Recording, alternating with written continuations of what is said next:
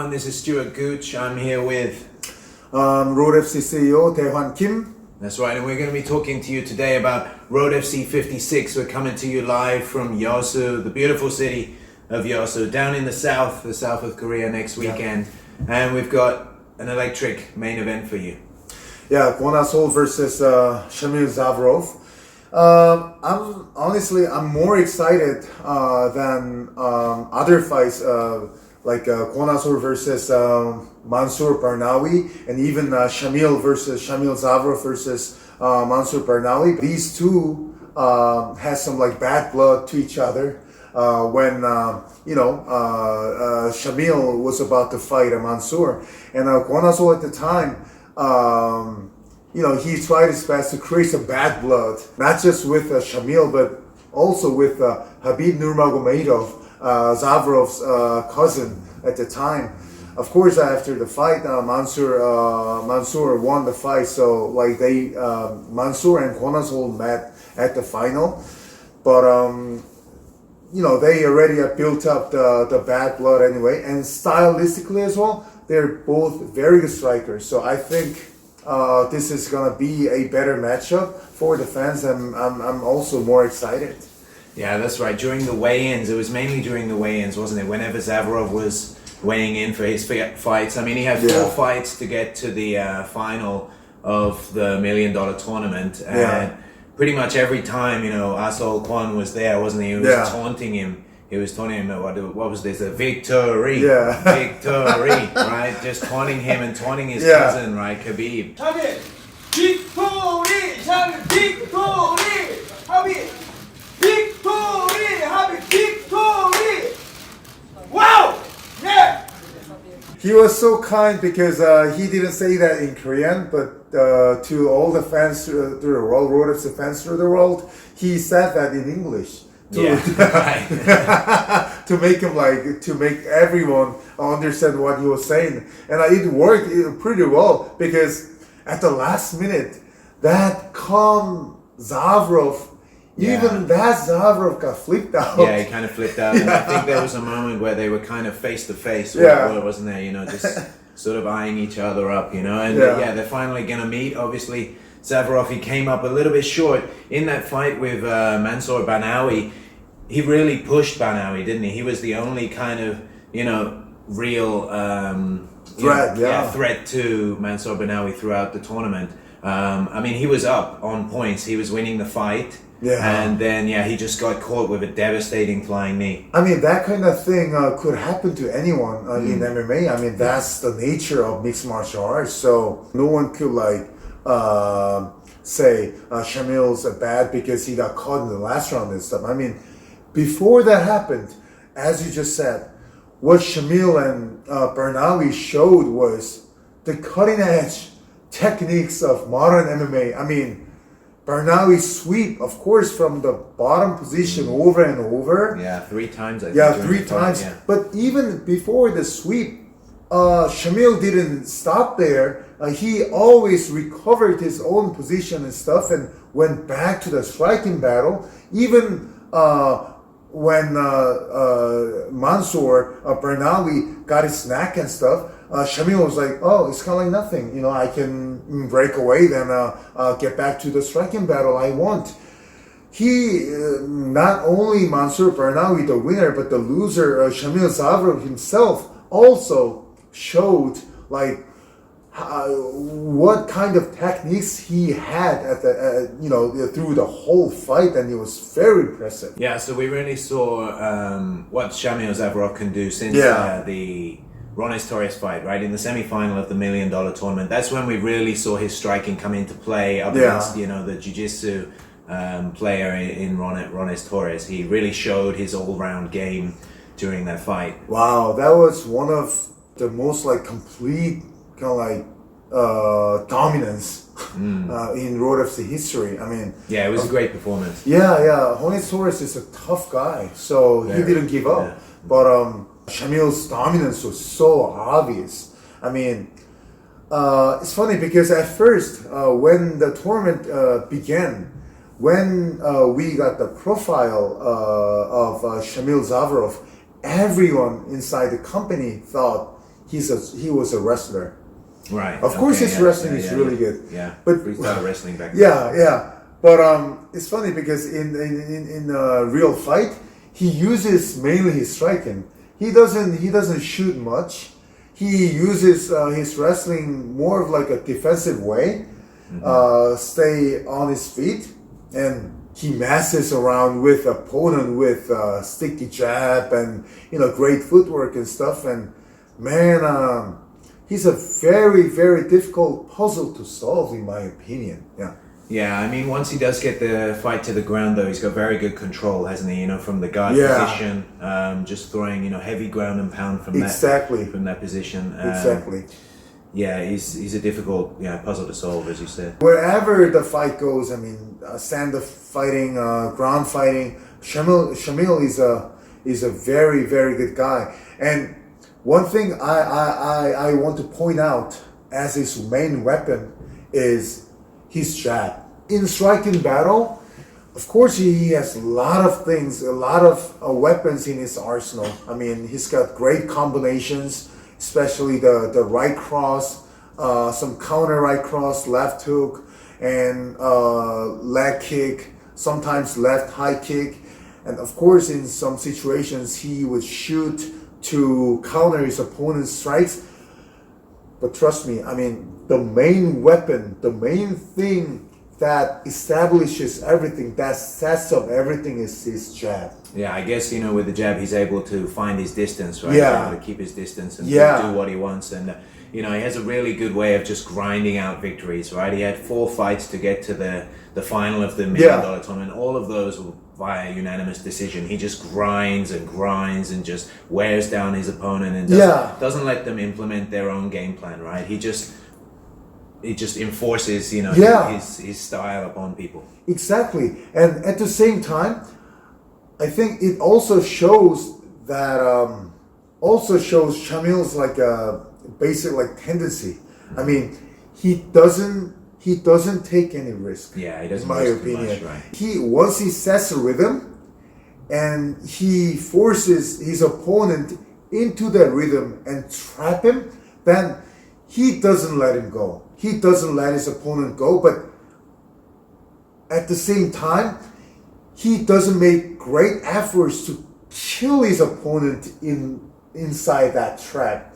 As you just said, he keeps us smothering, tries to wear him down, but he never makes some reckless move to make some like highlight reel KO, big finish and stuff. Yeah. In my opinion, that's more difficult opponent for not only Kwon but for everyone. I mean, because with that style, there's no opening at all. I mean, how could throw some counter and stuff in that kind of situation? He's got solid defense. He's got great footwork. He's got nice ground and pound, takedown defense, his own takedown. Then what could you do? Yeah, he's just so well rounded. Right? He's able to adapt to any situation, adapt to any opponent. And that's where I think Kwon is different, right? He's got the finishing ability. Yeah. He's able to finish fights. He's able to just go out there and do crazy things and look for the win, look for the KO, look for the submission. And I think that's where it's going to be interesting this time, because you got those two different kind of styles. You got Zaburov, who's able to grind out and adapt to different situations, and well, I guess Asol is able to adapt himself, right? He adapts, but he looks for the flashy finish. He looks for those opportunities to finish the fight, and also his takedown defense is so good, right? Yeah, I think he's going to be able to stuff the tackle of Zaburov. Yeah, he showed off that the fight, especially in the fight against Kume. Yeah, Kume, right? Yeah, Kume. I mean, Kume's takedown is crazy. I mean, he's top class grappler through a whole Asian MMA. But of course, as far as I remember, Kwon got caught in the back position in the last round. Yeah. But But before that, he almost defended all the takedowns from Kume, and not only Kumet, but also like every opponent he faced. I mean, he's a very hard guy to, take down. Yeah, and I mean, once he does get taken down, he often just, pops straight back up, right? And, Yeah. He's also able just to, as with Zaburov, to kind of keep his distance and go in and out as he likes. He uses these, flashy combinations. Starts with the hands and finish with a, kick to the body. So I think that could cause problems for Zaburov. Yeah, exactly. I mean, Kwon, his striking style is more like explosive than Zavrov's. Like I said, Zaburov, he doesn't take any risk, so he wants to stay in the safe range, safe rhythm with that like crisp jab. You know what I mean? But Kwon is seeking the opportunity to jump in and land his money punch, the right cross, and like combination, the following combination. You know what I mean? So Kwon, I would say he's more like aggressive, like explosive striker in those two. And also, one thing I gotta point out is Kwon has been fighting for a long time. When he became the star in Korean MMA was when he fought in Spirit MC, and he appeared on like first generation. Yeah, first generation of Korean MMA, and he appeared on the reality show. What's the name of the show? The Go Super Korea. Yeah, Super Korea. Yeah, the second season, and he sparred with the former world boxing champion In Jin Ji at the time, with no coverings and stuff, and he got so famous after that, and even after that thing, he's been fighting in various promotions against various opponents, and he's seen all. He's done everything. So even though he looks like, on one hand, he looks like just a very talented, explosive striker. On the other hand, inside his DNA, I mean, he's already programmed to counter everything. Yeah, he can adapt well, right? Yeah, he can adapt so well in every situation. Yeah. And I mentioned the same thing before the Bernawi fight in preview. His clinching game is really good. Of course, Zaburov clinching game must be good because he's got a wrestling background. But Kwon's clinching game is very good. I cannot say he has the world class, his own like a freestyle tackle. Right. But his Greco-Roman like upper body clinching game, man, it could be one of the factors could change the pace of the game. Because if Zaburov thinks, I would be so better in wrestling aspect, Greco, freestyle, wherever it is, then he's gonna get surprised, in my opinion. Yeah, especially up against the fence, I think. Up against the fence, yeah. Kwon can back just him pure up against MMA the fence, style, yeah. And he also has a very good ground and pound game himself, right? Yeah. But let's talk about, obviously, before the final, right? The actual $1 million bout, right? Where Kwon lost to Barnawi. He was out of action for 2.5 years. Yeah. It was a very quick fight against Barnawi. So, do you think he's going to be, rusty this time around as well? Obviously he hasn't been very active, right? Whereas Zaburov, he's fighting every other month, right? He's always keeping busy. Obviously, 100%. That would be Zaburov's advantage, and Kwon himself realizes that as well. So that's why, he trained so hard for this fight. Not in his hometown, but in Wonju. He trained for a long time for this fight with the former champion Sucheo Kim. Yeah. And he had to get through so hard training session for 3 months, I guess. Yeah, I think he was running up and down mountains. Wasn't he? Before the fight, I met him several times. For some Kim and Jong TV talk shows and stuff. And then whenever I met him, the first thing he mentions is oh, I'm regretting. I mean, I should have like retired. Yeah. I mean, and I want to go home. You know, this training is really hard. But Yeah. of course, he's saying that kind of like Yeah. to, you know, make some fun comment to Yeah. joke around and stuff. Uh-huh. But he was so focused. Yeah, he's very committed to They're this fight. very committed. And I must say this as well. As a promoter, I didn't want this matchup right away. Uh-huh. I was the one recommended Kwon some tuna fights. Yeah, like because the warm up before. yeah, this. I mean, warm up it's a fights, big- man. Yeah, it's a big task, you know, to take Yeah, on of after course. such a loss, you know, that mentally, you know, to Yeah. Kwon, you know, waiting that whole time during the tournament and then losing in that fashion, you know, to Yeah. now it's got to really, you know, kind of crush you mentally. But that's one thing I noticed this time as well. Kwon's so focused on this fight, and he's really kind of limited the trash talk. Yeah. You know, the trash talking. Yeah, he just concentrated Yeah. like 100% on He's, training. yeah, all business.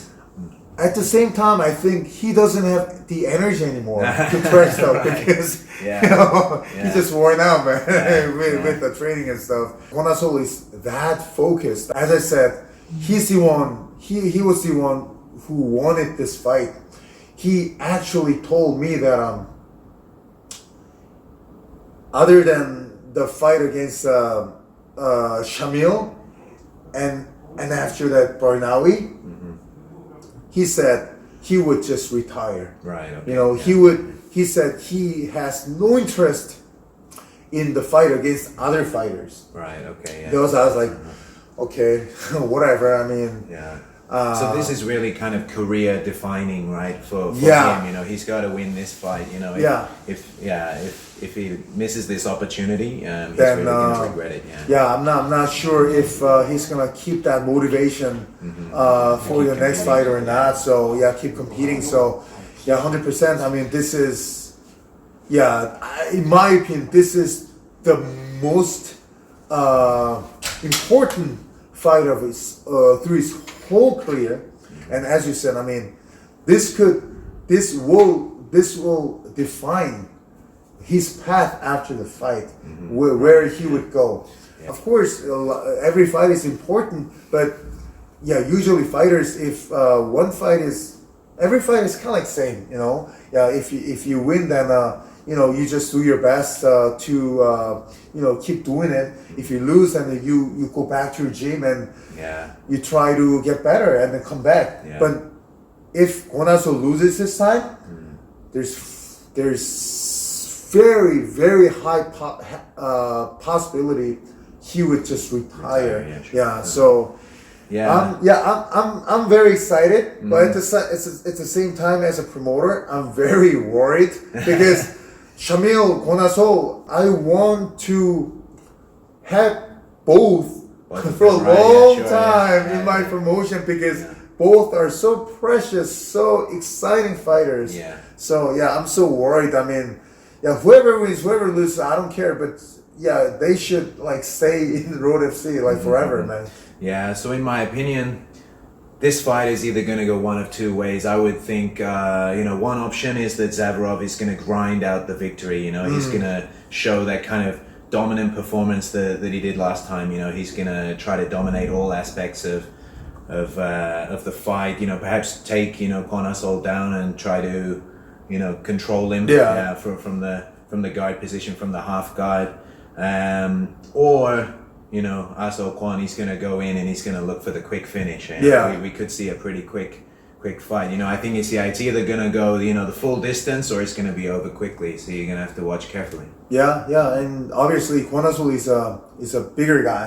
So as you just said, I mean, if you know, Kwon could like knock him out in the first round or something, the bigger guy, Kwon would have like, you know, higher chance of doing it. Yeah. But yeah, same. I mean, if Zaburov managed to establish his own rhythm with that stinging jab, Yeah. and you know, masses up like Kwon face, then it's gonna be a very long, hard Yeah. night for Kwon, and Zaburov is gonna take his time, like with the same rhythm, with the same pace, and you know, get not very hard victory. Yeah, I think he's going to be more careful as well this time in close range. You know, like Exactly. as we saw, you know, versus Banawi, he got a little too into that rhythm, didn't Yeah, he? He got a yeah. little too close. Yeah. In that clinch, and he ended getting caught with the flying knee. So yeah, as you Yeah, say, anything I think can he's happen gonna in keep that MMA. distance. Yeah. Yeah, we don't know. So you're definitely gonna have to tune in. Yeah, next Saturday is November 9th. We're gonna be live from Yosu. This is the main event. Kwon versus Shamil Zaburov. Yeah, it's gonna be a big fight, you know, to kind of round up this year. Obviously, we got the event in December, but yeah, this is a real big fight, Yeah. you know, in Road FC history. This You're is not the gonna one. want to miss it. Yeah, so we'll see you there. Yeah. This has been Stuart Gooch and Daewon Kim. Daewon Kim. Thank you guys.